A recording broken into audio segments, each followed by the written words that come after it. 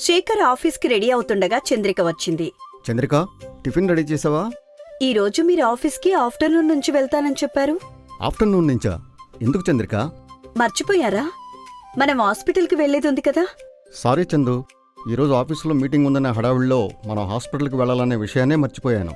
ఇప్పుడేమంటారు మరి? హాస్పిటల్కి వెళ్దాం చంద్రిక, రెడీ అవ్వు. నేను రెడీగానే ఉన్నానండి.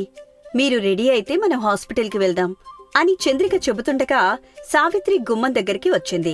చంద్రిక అని పిలవగానే చంద్రిక శేఖర్ గుమ్మం వైపు చూశారు. సావిత్రి కనిపించింది. రామ్మా, అక్కడే ఆగిపోయావు. సావిత్రి గదిలోనికి వచ్చింది. చెప్పమ్మా, ఈ డబ్బులు నీ దగ్గర పెట్టుకోమ్మా అని డబ్బుల కట్టని చూపించింది. అయోమయంగా చంద్రికా శేఖర్లు ముఖాలు చూసుకున్నారు. సావిత్రి వాళ్లని చూసి, తప్పుగా అనుకోవద్దు బాబూ, అమ్మాయికి మొదటి కాన్పు అమ్మ వాళ్ళు చూసుకుంటారు. నేనే చంద్రికను తీసుకుని హాస్పిటల్కి వెళ్దామని అనుకున్నాను. ఇప్పుడు చంద్రిక మీరు కలిసి వెళ్తున్నారని తెలిసింది. అందుకే ఈ డబ్బులిద్దామనొచ్చాను. ఈ డబ్బుల విషయం మామయ్య గారికి తెలుసా అత్తయ్య? తెలుసు బాబూ, ఆయనే ఇవ్వమన్నారు. అత్తయ్య, ఈ డబ్బుల్ని మీ దగ్గరే పెట్టుకోండి. నాకు అవసరం ఉన్నప్పుడు నేనే అడుగుతాను, అప్పుడు ఇవ్వండి. ఇప్పుడు మాత్రం డబ్బులు అవసరం లేదు అత్తయ్య.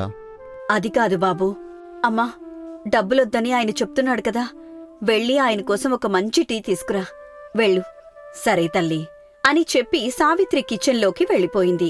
హాల్లో కూర్చుని శ్యామల టీవీ చూస్తూ ఉంటుంది. హరిత గార్డెన్లోని పూల మొక్కలకి నీళ్లు పడుతుంటే మేడపైన వియ్యంకులు రామయ్య, వీరయ్య ఎండకి కూర్చున్నారు. చంద్రికని తీసుకుని శేఖర్ హాల్లోకి వచ్చాడు. అమ్మా, నేను చంద్రిక హాస్పిటల్కి వెళ్ళొస్తాం. కోడలితో నువ్వెళ్లడమేమిటి బాబూ? వాళ్ళమ్ముంది కదా, తను తీసుకెళ్లి చూపిస్తుందిలే.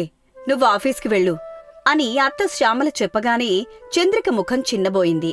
అత్తయ్య తీసుకెళ్తానంది, కానీ నేనే వద్దని చెప్పానమ్మా. నువ్వెలా వద్దని చెప్తావు బాబూ? మొదటి కాన్పు తల్లిగారు చూపిస్తారు. ఖర్చు మొత్తం వాళ్లే పెట్టుకుంటారు. మనం ఒక్క పైసా కూడా పెట్టుకోవద్దు. అమ్మా, ఇప్పుడు మనమంతా ఒక్కటి. మనది ఉమ్మడి కుటుంబం. అందరూ కలిసిమెలిసి ఒక దగ్గర ఉంటున్నప్పుడు అమ్మ వాళ్ళు చూపించాలని, అత్తయ్య వాళ్ళు చూపించాలని అనుకోవడం ఎందుకు? ఏదైనా పద్ధతి ప్రకారంగా నడవాలి బాబూ. అమ్మ కూడా ఇదే మాట చెప్పిందత్తయ్యా, కాని ఆయనే వినిపించుకోలేదు. కొడుకు వినిపించుకోకపోతే నాకు చెప్పాలి కదా కోడలా, ఇంటికి పెద్ద దిక్కుగా నేనున్నాను కదా. అమ్మా, ఇప్పుడు మనమంతా ఒక్కటి. నువ్వు పెద్ద, నేను చిన్న అని లేదు. మంచి చెడు ఎవరైనా చెప్పొచ్చు, తప్పులేదు. కానీ పెద్దరికం ఎవరి మీద చూపించడానికి వీల్లేదు అని శేఖర్ అంటుండగా కిచెన్లో నుంచి సావిత్రి టీ తీసుకొచ్చి ఇచ్చింది. అల్లుడుగారు, మీరాఫీస్కి వెళ్ళండి. నేను వదిన ఇంటి దగ్గరే ఉంటాం కాబట్టి మేమిద్దరం వెళ్లి అమ్మాయిని హాస్పిటల్లో చూపించుకుని ఇంటికి జాగ్రత్తగా వస్తాం. శేఖర్ టీ తాగిన తర్వాత, అత్తయ్య, అమ్మా, మీ ఇద్దరికీ చెబుతున్నాను, నా భార్యని నేనే హాస్పిటల్లో చూపించుకుంటాను. మీరిద్దరూ మా కోసం గొడవలు పెట్టుకోకండి. నాకు ఇబ్బంది అనిపించినా వీలు కాకపోయినా అప్పుడు మీకు చెప్తాను. మీరు వెళ్ళి చూపించండి, సరేనా? సరే బాబూ, కారులో జాగ్రత్తగా కూర్చోకూడలా? అలాగే అత్తయ్య. కారులో శేఖర్, చంద్రిక బయలుదేరారు. మేడపై కూర్చున్న వియ్యంకులు, నేను చెబుతున్నాను కదా బావుగారు, మనవరాలే పుడుతుంది. నేను కూడా చెప్తున్నా కదా, ఖచ్చితంగా మనవడే పుడతాడు. మాకు మనవరాలే కావాలి. మాకు మనవడే కావాలి. నాకు నా భార్యకి ఆడపిల్లలంటే చాలా ఇష్టం బావుగారు. ఆ దేవుడు మాకు 2 కొడుకుల్నే ఇచ్చాడు. కూతుర్ని ఇవ్వలేదనే బాధ మమ్మల్ని వెంటాడుతూనే ఉంది బావుగారు. పెద్ద కోడలికి పుట్టే ఆడపిల్లతో ఆ బాధ తీరుతుందని ఆశపడుతున్నాం. మీరు కూడా ఆడపిల్ల పుట్టాలని కోరుకోండి బావుగారు. నన్ను మన్నించండి బావుగారు. పెద్దమ్మాయి కడుపుతోందని తెలిసిన వెంటనే పన్నంటి మగపిల్లాడు పుట్టాలని కోరుకున్నాను. నాకు నా భార్యకి మగపిల్లలంటే చాలా ఇష్టం బావుగారు. మీరెన్ని చెప్పినా నేను వినను. ఆడపిల్ల పుడుతుంది అంతే. ఆడపిల్ల కాదు బావుగారు, మా కోరిక తీరేలా మగపిల్లాడే పుడతాడు అని ఇద్దరూ కోపంగా వాదించుకుంటుంటే ఇంట్లో నుంచి శ్యామల, సావిత్రిలు కంగారుగా వాళ్ల దగ్గరికి వచ్చారు. ఏమైందండి? ఎందుకు నువ్వు అన్నయ్య అంతలా వాదించుకుంటున్నారు? ఏమయ్యా, మా అన్నయ్యతో ఎందుకలా వాదిస్తున్నావు? అన్నయ్య చెప్పింది వినరాదు? తప్పు మొత్తం మా అన్నయ్యదంటే నేను ఊరుకోనదినా? మీ అన్నయ్య కూడా కోపంగా వాదిస్తున్నాడు కదా. అసలు ఏం జరిగిందన్నయ్యా? ఇద్దరూ దేని గురించి వాదించుకుంటున్నారో చెప్పండి. చెప్పండి. ఇద్దరూ ఏ విషయం గురించి గొడవ పడుతున్నారు? సావిత్రి, మన పెద్దమ్మాయికి మనవడు పుడతాడని నేను. కాదు, మనవరాలు పుడుతుందని నేను. మీ ఇద్దరి కోరికలు తీరేలా చంద్రిక కడుపులో అక్కా తమ్ముడు కలిసి కవలలుగా పుడితే బావుంటుందని కోరుకుంటే సరిపోతుంది కదా. దీనికి గొడవ పడ్డమెందుకు అని శ్యామల చెప్పగానే నిజమే కదా అన్నట్టుగా రామయ్య వీరయ్య ముఖాలు చూసుకుంటారు. శ్యామల సావిత్రి హాల్లోకి వచ్చారు. హరిత తింటూ కనిపించింది. వదినా, హరిత ఒక్కతే ఉంది, వెళ్ళి అడుగు. నువ్వే అడుగొదినా. తల్లిగా నేనడగడం కంటే అత్తగా నువ్వడగడమే మంచిది. వెళ్ళి అడుగు. నేను కిచెన్లోకి వెళ్తాను, వెళ్ళొదినా. సరే వదినా అని శ్యామల చెప్పగానే సావిత్రి కిచెన్లోకి వెళ్ళింది. శ్యామల హరిత దగ్గరికి వచ్చింది. మీకొడ్డించిన అత్తయ్యా? నేను పెట్టుకుంటాన్లే కోడలా, నువ్వు తిను అని శ్యామల పెట్టుకుని తింటూ, ఏం చిన్న కోడలా, మరి నువ్వెప్పుడు శుభవార్త చెప్తావ్? నా చేతుల్లో ఏముందత్తయ్యా, మీ అబ్బాయి వచ్చిన తర్వాత అడగండి.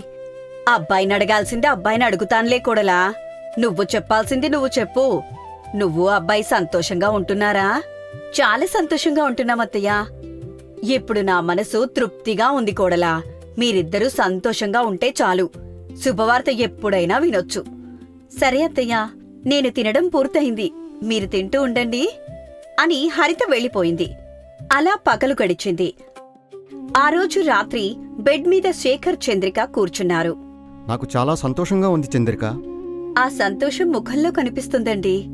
మీ అమ్మ వాళ్ళు, మా అమ్మ వాళ్ళు మనల్ని మన్నించి ఉమ్మడి కుటుంబంలో కలిసిమెలిసి ఉండడానికి వచ్చారు. ఎవరూ ఎలాంటి ఈగోలకు పోకుండా మంచిగా మాట్లాడుకుంటున్నారు. నా కోరిక ఇంత తొందరగా తీరుతుందని అనుకోలేదు చందు. మీ కోరికని తీర్చింది ఎవరో చెప్పుకోండి. ఆ మాత్రం నాకు తెలీదా చంద్రిక? నీ కడుపులో పెరుగుతున్నది మన బిడ్డ. అవునండి, నేను చెల్లి ఎంత బతిమాలినా అత్తయ్య మామయ్య వినలేదు.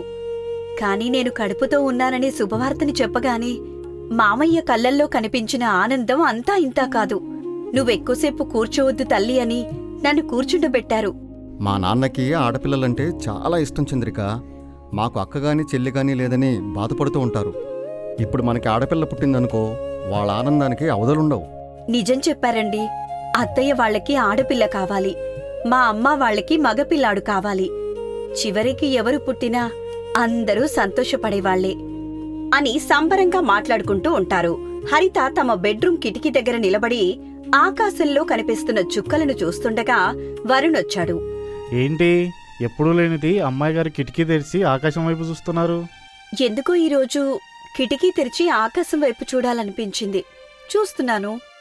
అదే, ఎందుకు చూడాలనిపించిందో తెలుసుకోవచ్చా? మీరు ఆఫీస్కి వెళ్ళిన తర్వాత అత్తయ్య నా దగ్గరికొచ్చింది. నువ్వెప్పుడు శుభవార్త చెప్తావు చిన్న కోడలా అని అడిగిందా? అంత కరెక్ట్గా ఇలా చెప్తున్నారు. నేను అత్తయ్య మాట్లాడుకునేటప్పుడు మీరు ఇంట్లోనే ఉన్నారా ఏంటి? నువ్వు చూస్తున్నాగానే ఆఫీస్కి వెళ్ళిపోయానుగా, ఇంకా మీ మాటలు ఎక్కడ వింటాను? అత్తయ్య నాతో అదే మాట అన్నదని మీకెలా తెలుసు? గెస్ చేశాను హరిత. పెద్ద కోడలు శుభవార్త చెప్పింది, ఇంకా చిన్న కోడలే కదా ఉంది. చిన్న కోడలు కూడా శుభవార్త చెప్తే బాగుంటుందని వాళ్ళు ఆశపడతారు కదా. కానీ వాళ్లకు తెలీదు కదా, నేనెప్పటికీ తల్లిని కాబోతున్నానని, శుభవార్త చెప్పలేను అని అంటూ హరిత బాధగా కన్నీళ్లు పెట్టుకుంది. ఆ మాట విని వరుణ్ ఏం మాట్లాడలేదు, మౌనంగా ఆకాశంలోకి చూస్తున్నాడు.